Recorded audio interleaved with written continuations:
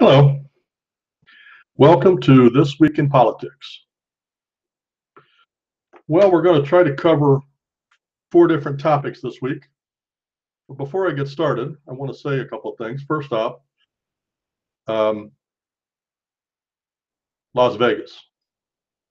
I have never been more insulted in my entire life than I am by the authorities in Las Vegas. It is as obvious as the day is long to somebody halfway across the country that one man did not do that.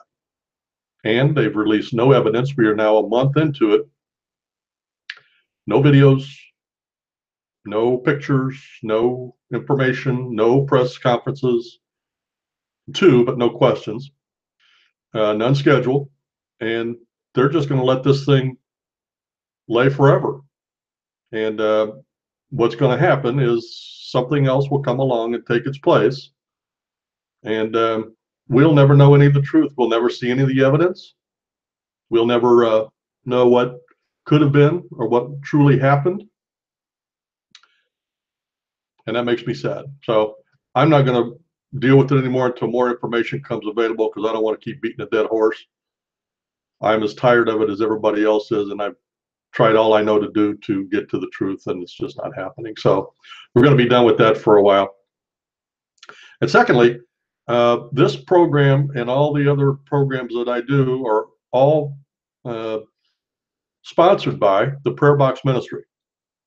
And if you'd like to know a little bit more about who we are and what we do, you can find us online at www.prayerboxministry.org. That's O-R-G. You can do all kinds of things over there. These programs here are streamed over there, as is the other programs that I do. You can have the Bible read to you. You can join a prayer group. It's an interactive website. Go over there and check us out at prayerboxministry.org. Okay, first topic I want to talk about is Rush is wrong. Now, I happen to like Rush Limbaugh. He's one of those characters, you either love him or you hate him, and there's no in between. But this week, I heard him say that the squabbling between Corker and him, or between Corker and Trump, was a triviality. It was infantile. And then he rounds it up by saying the adult thing to do is to call for unity. 3 months of unity to get Trump agenda done is what what Rush said. Now, let me tell you why he's wrong about that. This thing with Corker and Trump, and then when it happened before with Sessions and Trump, what Rush is missing is this. This is not about schoolboys throwing lobs at each other. That's not what this is about. That's what Trump thinks this is about. I mean, this is what Rush thinks this is about. 2 schoolboys with too much testosterone throwing stones at each other. And that's not it at all. It's a fundamental difference. Rush thinks that there is still a Republican Party and a Democratic Party. He's wrong. The Republican Party, as I know it, died. Trump accentuated the death, but it's been a slow death, probably since H.W. Bush was president. And the reason that it was dying is because the swamp. So it grows and grows and grows until it swallows up a lot of people. I heard for years that there wasn't a dime's worth of difference between Democrats and Republicans. And in my mind, I always thought, oh, yes, there is, and I would just go off on my merry way, knowing that I was right. Because I knew what Republicans and conservatives believed, and it was completely different from the Democrats. But when I stepped out of what I thought and I started paying attention to the parties and the people in the parties and what they were saying, I was like, wow. And all the way up until it just, when we lost, I can't think of the guy's name from Arizona, McCain, when he ran for president, and we were listening to him um, and to Obama, I didn't see much difference. And when Romney ran, still didn't see a dime bit of difference. And when those two Republicans had an opportunity to accentuate and to enunciate what Republicans stand for, they always backed off. They never stood up, and I couldn't figure out why until Trump got elected. And then guess who came out and just ripped a Republican who at the time, Trump was a Republican nominee. And guess who came out from the Republican Party and ripped him apart? Mitt Romney. It's not because he was a fellow Republican. It's because Mitt Romney is a swamp rat. He is an establishment politician. He's not a Republican. He's not a Democrat. He's an establishment. McCain has done everything he can to be anti-Trump. And it's not because he's a Republican. It's not even that he's a conservative. It's because McCain is a swamp rat. He is an establishment politician. He's not a Republican, and he's not a Democrat. He's establishment. So you say, okay, if the Republican Party and the Democratic Party are dead as you know it, then how do we separate the politicians? Well, that's a good question. There's the establishment party, and then there's the Tea Party. The Tea Party, when the Tea Party first got started, I couldn't understand why it was such a big movement. They were just espousing the things that I believed in. And then when I saw how much blowback they were getting, and I started listening to Sarah Palin as she was going around stumping for these Tea Party politicians, I finally noticed that there wasn't much difference. Let me give you an example in one policy, immigration. W was all for amnesty. He's a Republican, and he was for amnesty. That's a Democratic stand. Republicans, Tea Party, we want the border closed. We want accountability for those coming into this country legally.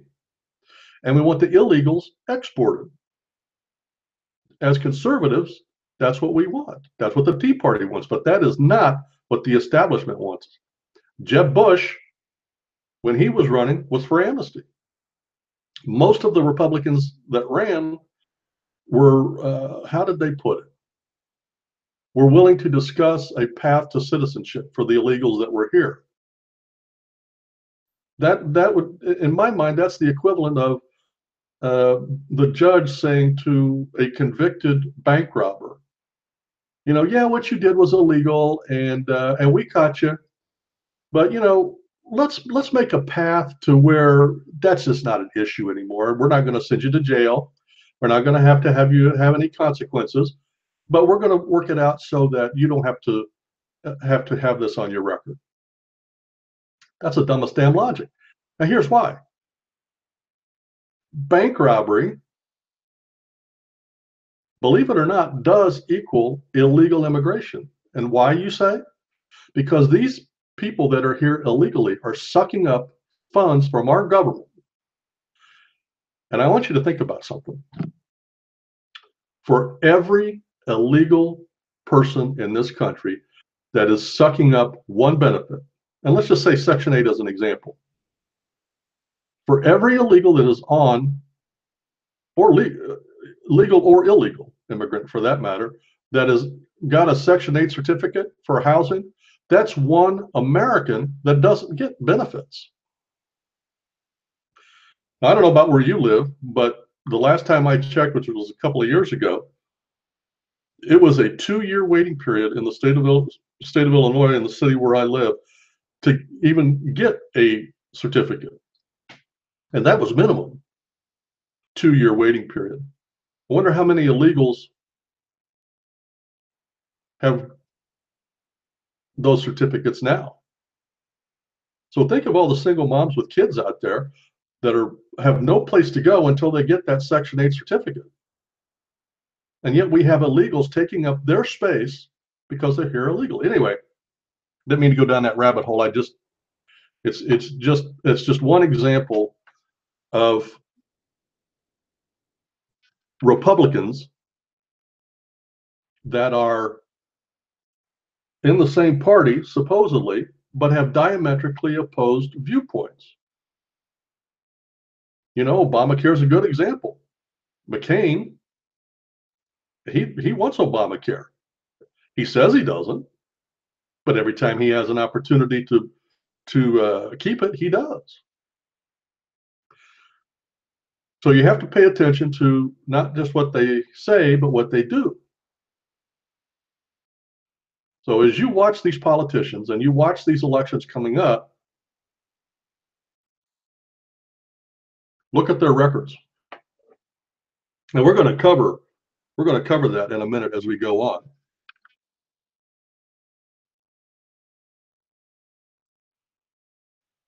Rush thinks that if the Republican Party would hold hands, sing kumbaya around the fire for 2 months, that Trump's agenda is going to get done. That'll never happen. That will never happen. Trump needs to go out and do what Ronald Reagan did. He had a Democratic Congress when he came in, and it took him a year, but he got his financial plan through. And he did it because he put together what was called then the Dixiecrats, conservative Democrats, not establishment Democrats. Trump needs to go find those conservative Democrats. When he wants to bring tax cuts through, take the Tea Party on the Republican side and the conservative Democrats on the other side and put together a coalition. That is a winning coalition. Relying on the Republicans only to get his agenda through at this point is a bad idea. And Rush, I'm sorry, I love you, man, but you're wrong.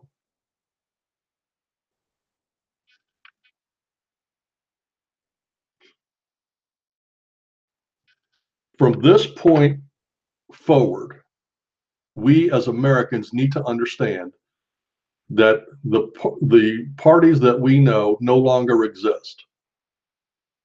To say the Republicans own the House doesn't mean a thing. And it meant very little when the Democrats were in, except most of the Democrats are establishment, and they have no problem at all keeping their voters in line. So the only difference between them is that the Democrats will vote lock and step. And the people with the name Republican behind their name, they will not. But it's not about party unity. It's not about any of that, Rush. It is about the establishment versus the Tea Party. And here's why the establishment is against Trump. The establishment is the swamp. The establishment is the swamp. So anytime Trump goes out and he's trying to make systemic changes, the establishment does not want that. And that's when the Republicans are going to buck. Now, we haven't seen them raise their ugly head yet because it hasn't come down to it. McCain has taken the hit on Obamacare, him and the two liberals in the Republican Party, one from Maine and one from Alaska. For Obamacare, those three took the hit. Next time around, if Trump manages to get some of the conservative Democrats to vote for him, we're going to see more Republicans go against Trump because they are the true establishment. They haven't shown themselves yet. But when it's necessary, they will show themselves. And when they show themselves, that's who we need to vote out. The true conservatives so far in the Trump administration, Trump has gone right down the line, just like he said he would. And so far, for his agenda, so good. The tax cut coming up is going to be the big test. I think some Democrats will jump and vote for it. But when that happens, you're going to see more establishment Republicans vote against it. Now, leading right into the next topic is this one is called RINOS implode. Now, RINOS, as you may or may not know, RINO, Republican in name only. And we were just talking about this in a roundabout way when we were talking about why Rush was wrong about the party. But this week we have begun to see the RINOs implode. This week on the Senate floor, Senator Jeff Flake from the state of Arizona said he will not run for re-election, and to which I say, what a wuss. Because here's the story. Jeff Flake, from the senator from Arizona, he's a Republican, by the way, and I say Republican. Establishment Democrat or Republican is what he is. He's establishment. He has been never Trump the whole administration.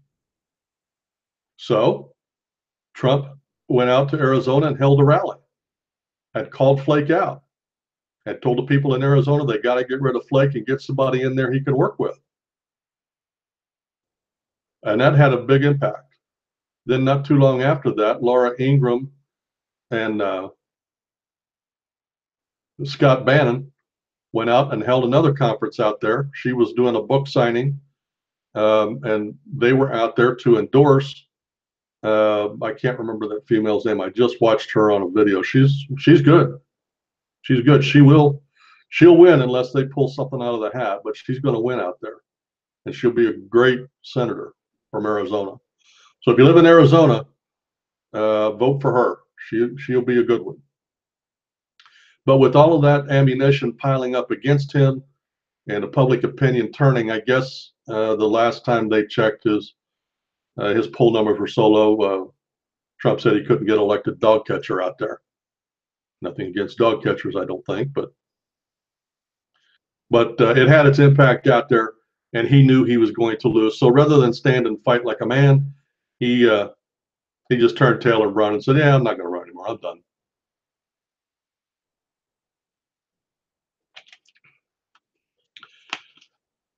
But that's one person does not an implosion make. That happened on top of Judge Roy Moore winning down in Alabama. Now remember, they had that. Who was he running against? I don't remember the guy's name, but anyway, he was as crooked as the day was long, and Mitch McConnell backed him. Trump went down there and did a thing for him, but he was establishment. He voted against Trump, and the reason Trump endorsed him is, in my opinion, was because he had made a deal with Mitch McConnell. Hey, I'll get your boy in there, but you do what you have to do to get my stuff through the Senate. I think that's the deal that was made. But anyway, he was establishment, and he got his tail handed to him. Judge Roy Moore kicked him in double digits all the way through the state of Alabama. Now, Judge Roy Moore is going to go against a Democrat. I think it's in January. I'm not sure when the election is, but he'll be the new senator from Alabama, and he will be a good one for Trump. 2 does not an implosion make. That was on top of the day that Judge Roy Moore won. Senator Bob Corker from Tennessee saw the writing on the wall, and he announced he's not going to run for re-election. He also is an establishment. He also is against Trump, and he had begged Trump to endorse him, and he refused. And here's the big thing about Bob Corker. When the Iran deal came under the Obama administration, it never did pass the House. It's not a treaty that we have to honor. But Bob Corker, who is a Republican, went to Obama and said, yes, you do have to get 3/5 of the House to approve, but I'll do it the opposite way. We'll draw up a law that says that we are not against it. Totally bastardizing the rules of the Senate to give the appearance that it is a treaty that we have to honor. It is not. We do not have to honor that. Now, the rest of the world says we have to, because if we pull out, then there's no substance to it. Well, in my opinion, there's no substance to it anyway. Anyway, I don't want to go down that rabbit hole. Now, on the House side, there have been several RINOs that have elected not to run. I can't think of any names. There was 2 from Pennsylvania. I think there was 1 from Ohio and 1 from North Carolina, if I'm not mistaken. But these RINOs see the writing on the wall. Now, as a general rule, in off-year elections for the House, it is not uncommon for the House that is opposite the president to gain seats. In this example, it would be the Democrats should be expected to pick up some seats. I don't think that's going to happen this time. Now, I'm not patting myself on the back, but I will tell you, I picked Trump to win the election by a lot, and I picked him very, very early, before he was even nominated, because I saw the populism that was happening and the inadequacy of the 2 parties as we knew them. As Newt Gingrich says, we needed a table pusher over. We needed a disruptor, and Trump is a disruptor. But because he's a disruptor, he drew in the working class. He drew in a populism. And that movement will stay alive with or without Trump. So, in order for Trump to govern effectively, he's going to need to get more disruptors in there with him. And by disruptors, I mean Tea Party candidates. Now, I said 2 years ago that the Tea Party needs to get organized, they need to collect money, and they need to go nationwide, race by race, and pick out wherever there is a liberal Republican, they need to go pick a Democrat or a Tea Party Republican and run against him in the primary. Had they been prepared 2 years ago, we would be, in my opinion, ready to run the table this time. But they didn't do that, and they still haven't done it this time. However, I am thankful that Steve Bannon has stepped up. This guy's got money, and he's got very conservative. And I got to tell you, when he was in the White House, he served a very useful purpose for Trump. And I noted a lot of flip-flops that Trump has done since Bannon left, and I think it was a bad thing for the Trump presidency that he left. However, having said that, let me tell you this. I believe that Trump and Bannon made an agreement that he would leave the White House and go build the base. Go do what the Tea Party should have been doing for the last 2 years. One of the first things that he did was announce the war on the RINOS. I don't think he called it that. I think he called it the war on Republicans. But that's not the right name. It should be called the war on the RINOS.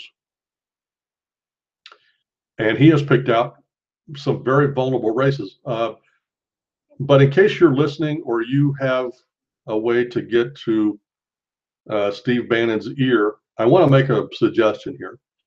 One of the liberal establishment Republicans that is vulnerable and easy to beat, in my opinion, is Murkowski in Alaska. She got that seat the same way that that liberal governor they've got up there, I think he's an independent, by not answering the conservative questions and just kind of backing her way into the senatorship. But I think, and I personally would love to see Sarah Palin run and take that seat. She could win that with no problem, and she would be a staunch ally in the Trump agenda. So if you have a way to get to Steve Bannon or Laura Ingraham or Rush Limbaugh, somebody that's got some pull, please put it in their ear that Murkowski will be easy to beat with a Tea Party candidate, and that Sarah Palin would be the perfect candidate to lead the rush. No play on words intended. But now think about this. Just of the ones we've talked about, if we pull if we can get a Tea Party candidate in Alaska, Alabama, Tennessee, and Arizona, that is 4 solid votes, and those are only 4 that we have to carry. That is 4 solid votes. And frankly, they're already Republican. Those are Republican states. All we got to do is get through the primary, and that's where Steve Bannon is concentrating, and that's what I said should have happened 2 years ago. Beat these incumbents in the primary. See, the reason a lot of us, the establishment, wins all the time, it's very seldom that an incumbent loses, and the reason why is nobody mounts a serious race in the primary, so they don't spend any cash, and then they have all of their cash available for the general election to fight the Democrat. I don't want to see that. You know, if there's no difference between a RINO and an establishment Democrat, then what difference does it make if we lose a seat in Arizona? We got nothing from Arizona anyway. They didn't help us with Obamacare. Okay, so what if we lose the seat in Alaska? Murkowski didn't help us on Obamacare.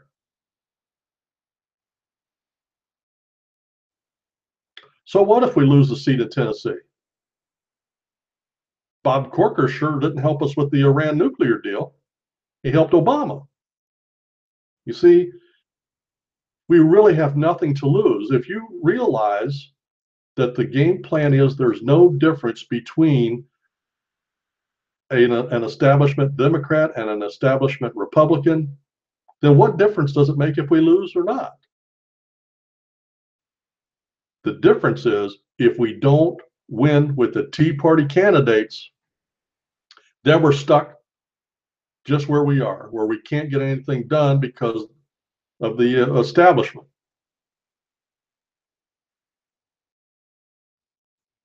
But those 4 races right there, if we win those 4, you mark this down.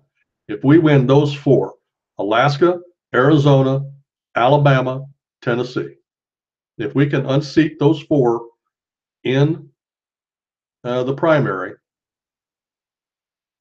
we will have Tea Party senators from those states. Now, 2 of them are pretty sure.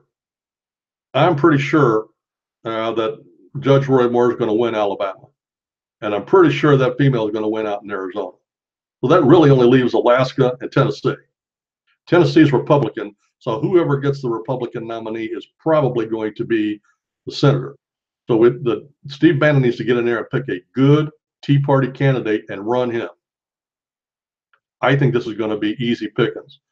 And frankly, so do the RINOs. That's why they're quitting. They don't want to have their tail handed to them and be embarrassed. So before we've even had an election, Trump has already had a major impact on the establishment, and he is cleaning the swamp. Go Trump. And in the interest of full disclosure, I must tell you, I did not vote for Trump. And I've said many times, the reason I didn't vote for him is I don't trust him.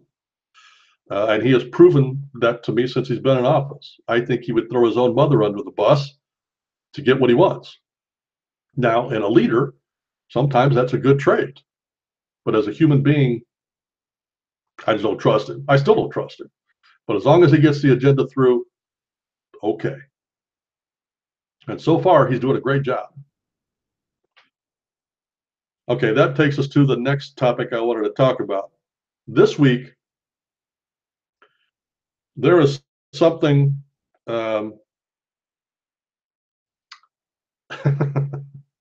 I'm trying to think of the right name. Um, let's call it the P file. I'm going to write that down.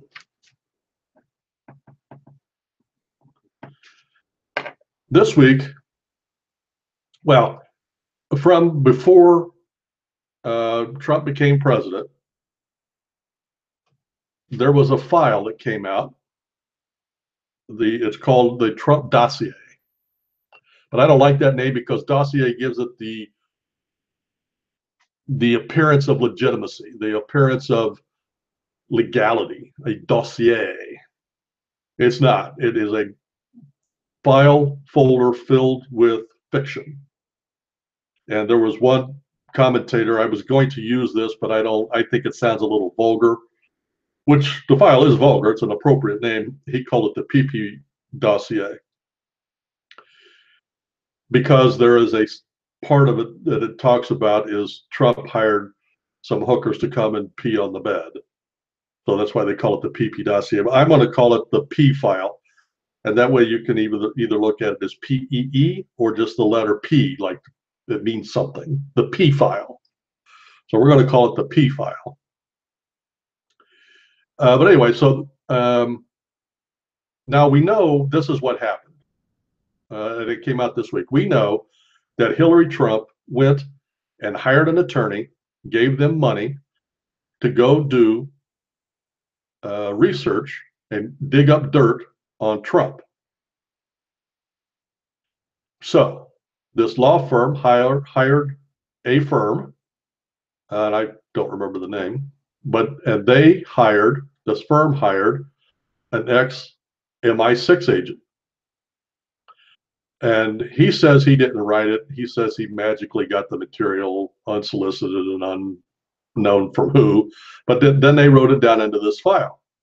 It's all, but anyway, so this file then comes back to the FBI. This is where Comey and Mueller are involved. They look at the file, the P file, and they know that it's all garbage.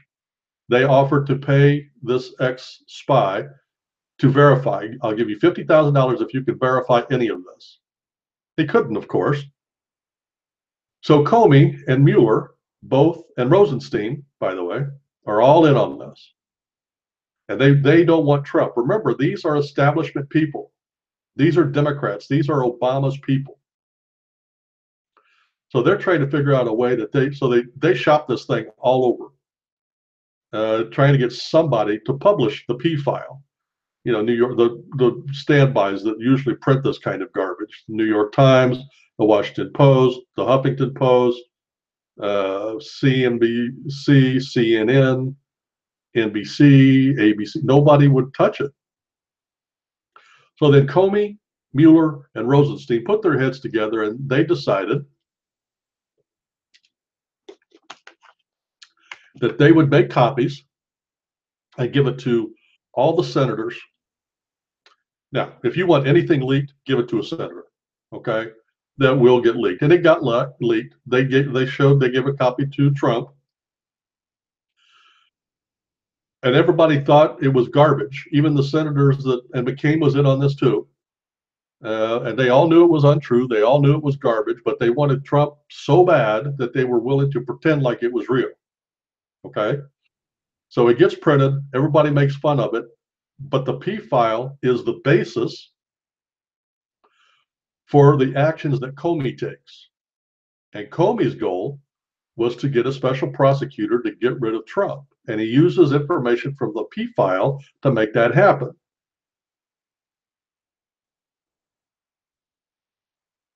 They used the P file as a source to get the FISA court to issue subpoenas to issue permission to bug Trump and his administration. They used the P file to unmask the Trump administration in these tapings. They used the P file to get the special prosecutor.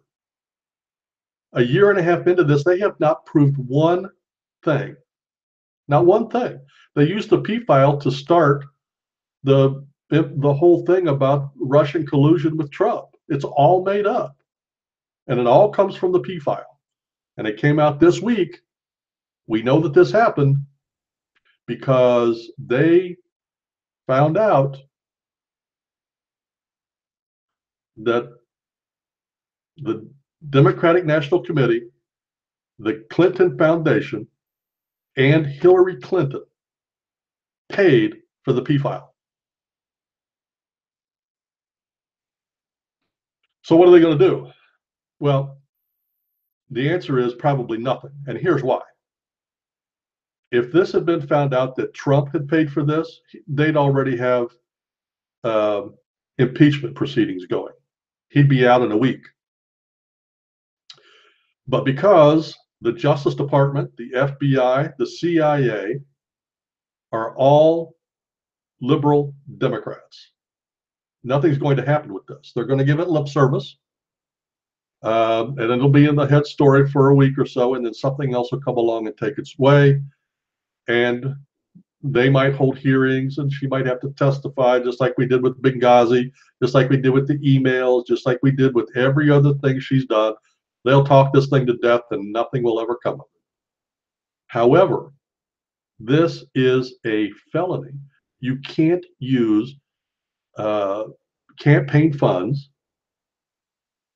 for opposition research.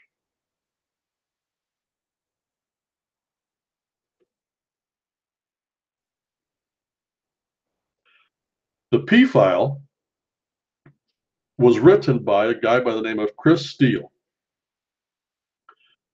He was the ex-MI6 agent, Chris Steele. He is a Brit. They have tried to subpoena him, but since he's not an American, he does not have to testify. The group is GPS. That's the group that hired him, and that's how they found out that the DNC and Clinton paid for it. They told GPS, we want the names of all of your clients so we can see who the possibilities are that paid for this file. And GPS did not want to give up their names of clients. Would you? Especially if you were doing illegal stuff? No. So they gave the committees exactly what they wanted, who paid for it. And it was both the DNC, the Clinton Foundation, and Hillary Clinton.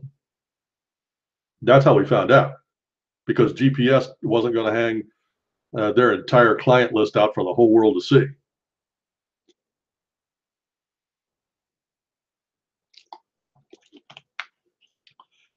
The P file was a political hit piece. There's not a one base of fact in there.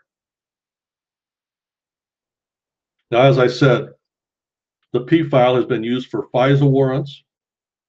It was used to hurt Trump.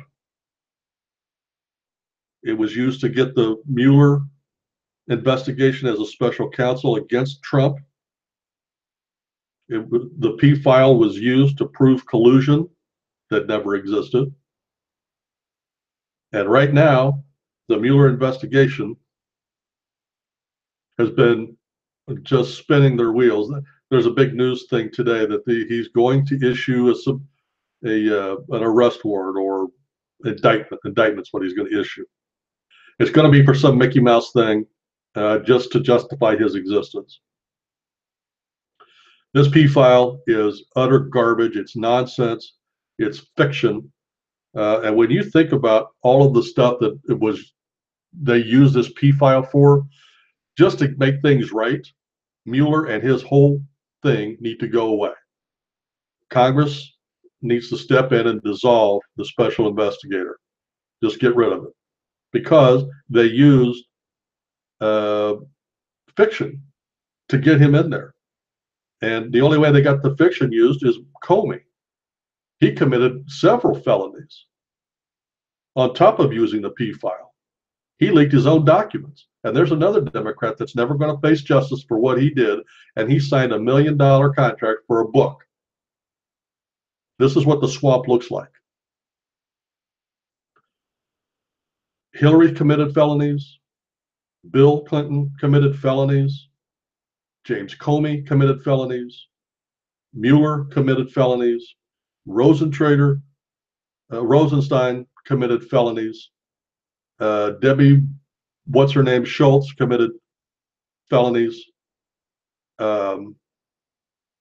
These are all establishment, and we know that they've all committed felonies. We know this, and nothing is going to happen until Trump goes in there and cleans out or eliminates the FBI, the CIA, and the Justice Department and starts over. Until we can get those that part of the swamp fixed, nothing's going to happen. Now, the last issue I wanted to talk about also came out this week. There was a gentleman that wrote a book by the name of Clinton Cash. And in this book is revealed an unbelievable, absolutely unbelievable scandal. One more scandal on Hillary Clinton when she was Secretary of State.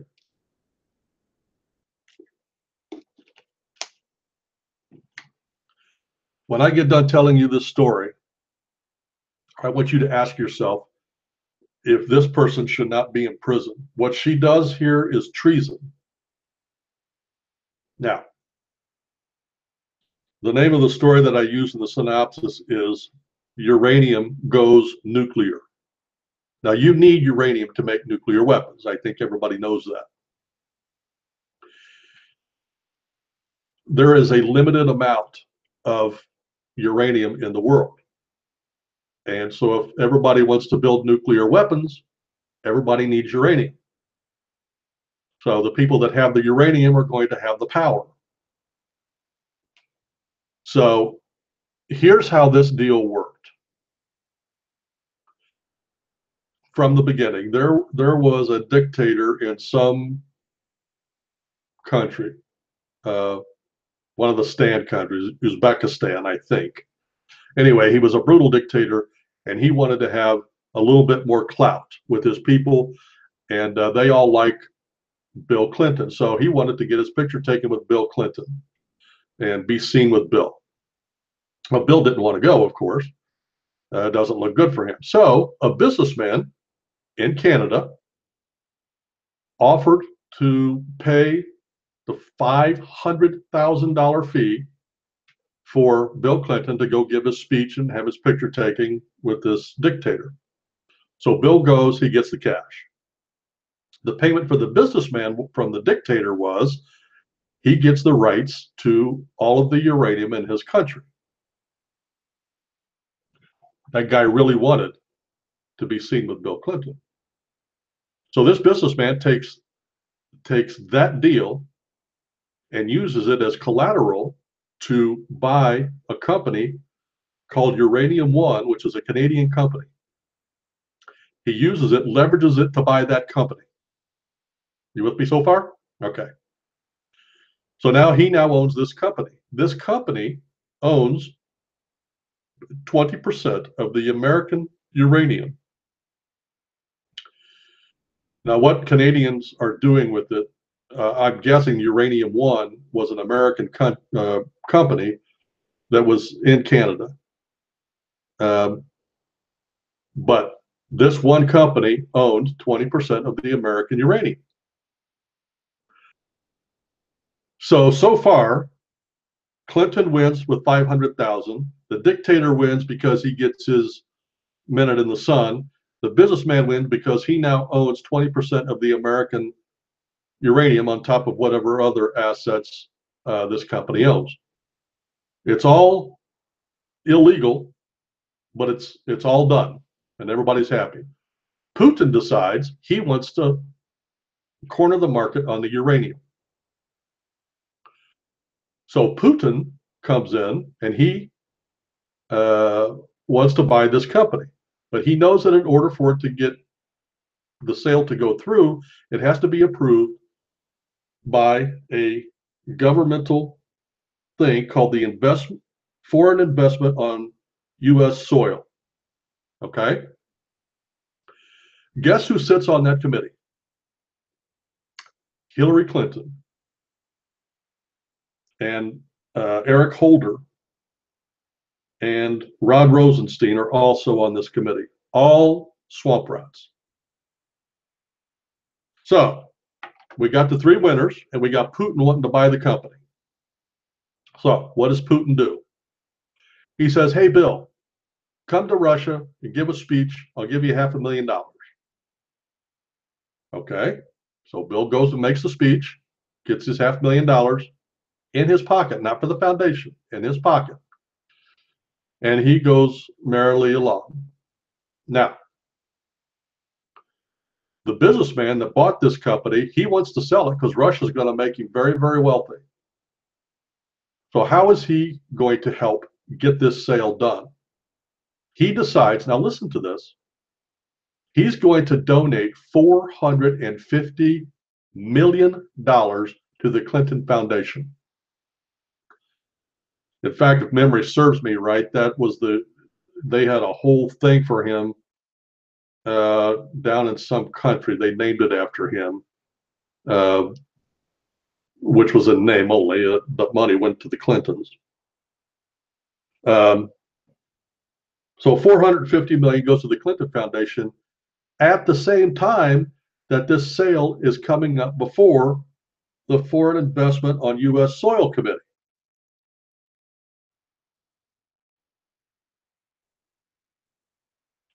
Guess what?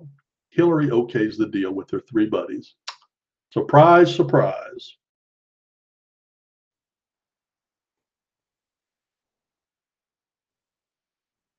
Now, that's, by any stretch of the imagination, that is treason.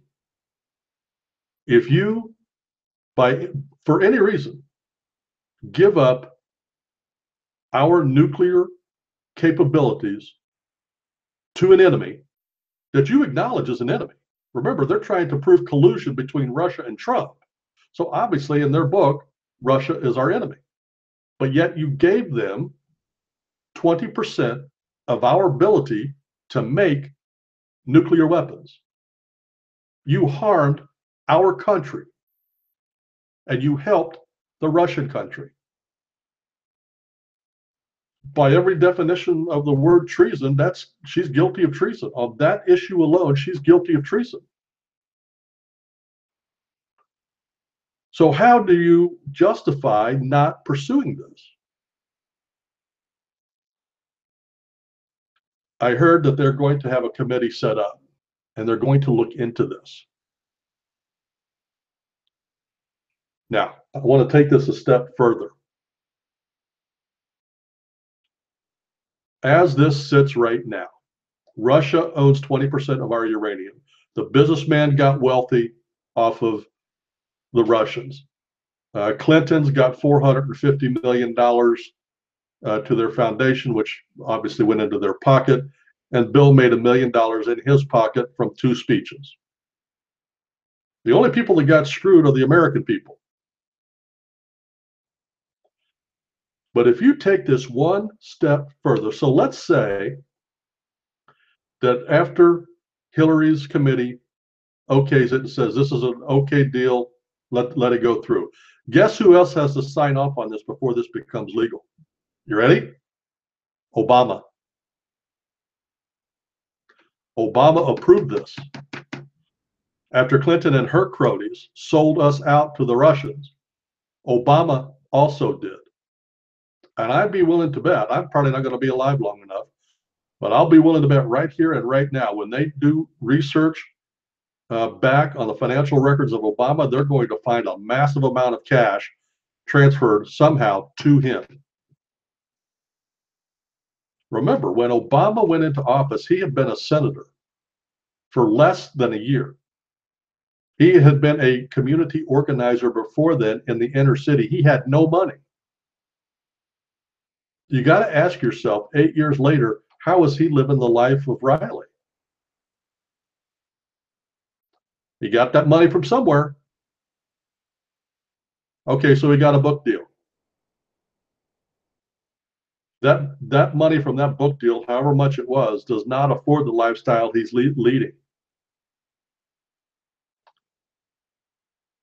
If somebody goes back and checks, there will be massive amounts of cash available to him somewhere along the road, and it's going to all go back to this deal. I guarantee it.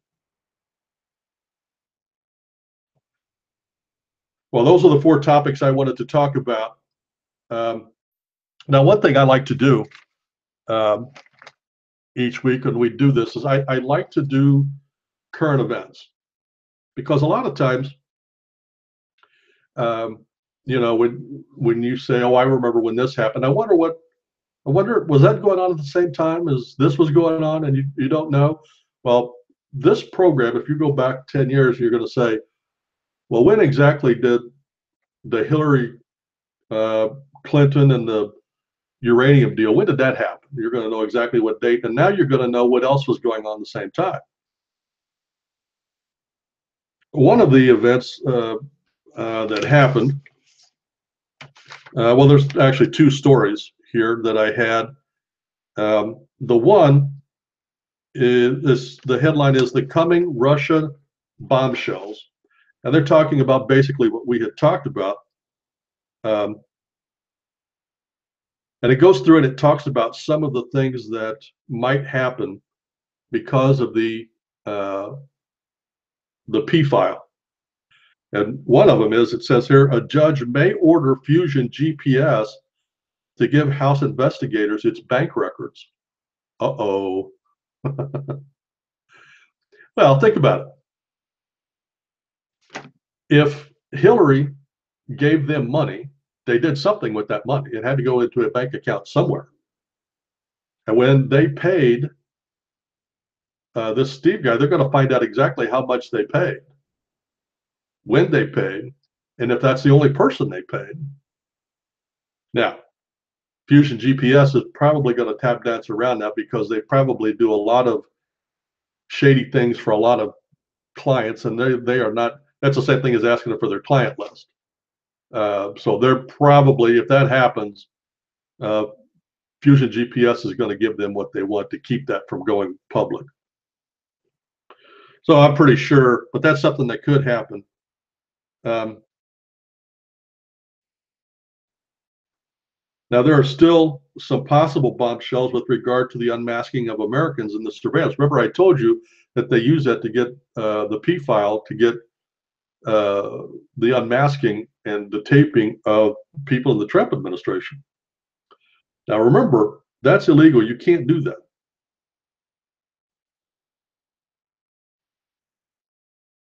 So they were,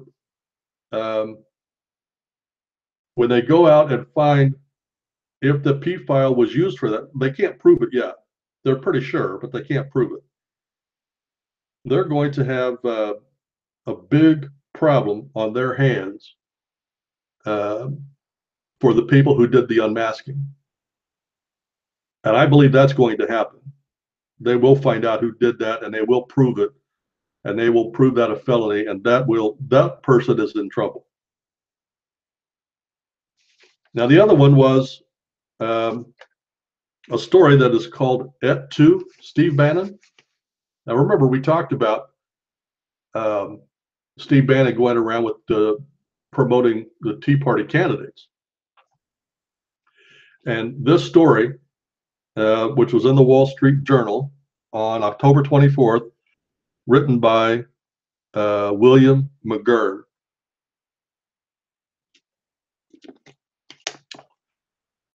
This guy still also believes that Democrats and Republicans are an entity still to be dealt with.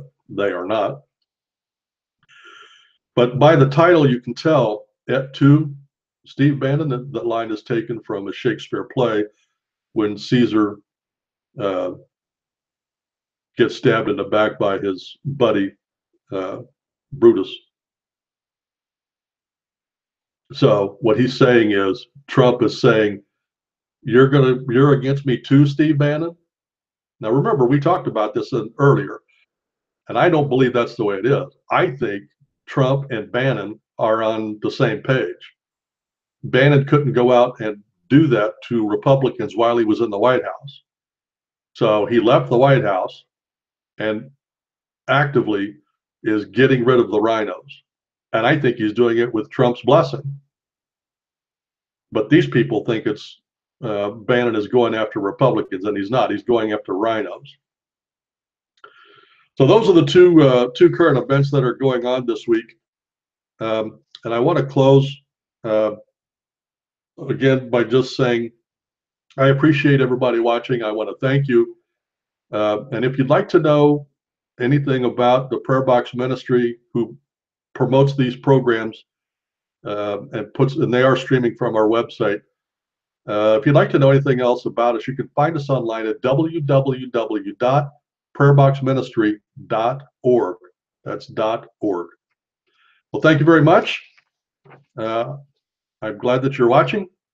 We'll talk to you again next week on This Week in Politics.